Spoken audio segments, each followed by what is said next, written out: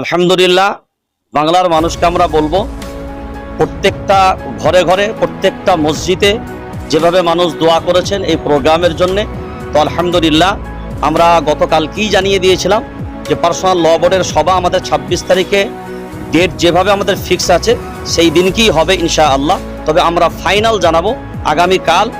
মুসলিম personal ল বোর্ডের president এবং general secretary সাহেবের সাথে আমাদের মিটিং হবে। মিটিংয়ের পর আমরা ফাইনাল জানাবো।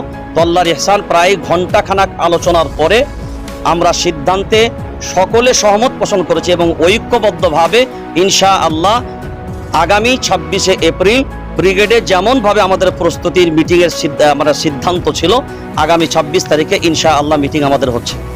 বাংলার প্রত্যেকটা আপামর জনতা এবং বিশেষ করে মসজিদের সমস্ত আইম্মায়ে মাসাজিদ সকলের কাছে আমি বিশেষভাবে অনুরোধ করব যে আপনাদের সবারই ইচ্ছা ছিল এই প্রোগ্রাম যেন হয়, তো আমরা আমাদের পক্ষ থেকে আপ্রাণ চেষ্টা চালিয়েছি। আপনারাও অক্লান্ত পরিশ্রম করে এই সভাকে সফল করার যত প্রচেষ্টা আছে আপনারা করে যাচ্ছেন।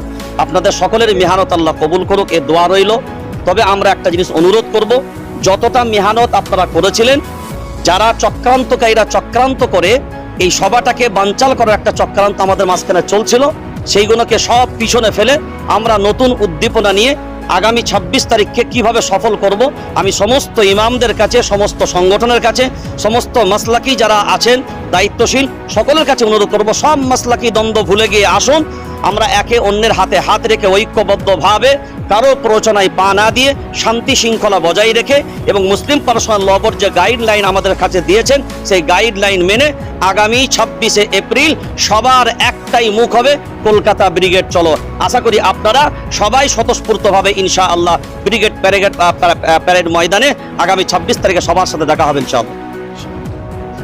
अल्हम्दुलिल्लाह, जिस तरह से 26 अप्रैल 2025 का ऐलान हुआ था ब्रिगेड चलो का, वक्फ बचाओ आंदोलन के एक पहली कड़ी का, और all India Muslim personal law board के कॉल पर अल्लाह का शुक्र है कि सदर महतरम और जनरल सेक्रेटरी साहब से मशवरा करने के बाद वो डेट उसी तरह से फिक्स है जो ऐलान हुआ था।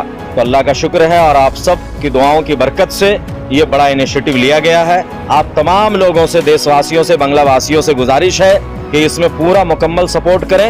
लॉ एंड ऑर्डर को मेंटेन करते हुए हर एक फर्द की जिम्मेदारी है कि खुद भी आए और अपने साथियों को भी लाएं, और 26 अप्रैल को ब्रिगेड मैदान में इंशाअल्लाह सरों का उमड़ता हुआ सैलाब नजर आएगा। अस्सलाम वालेकुम। बिस्मिल्लाहिर्रहमानिर्रहीम।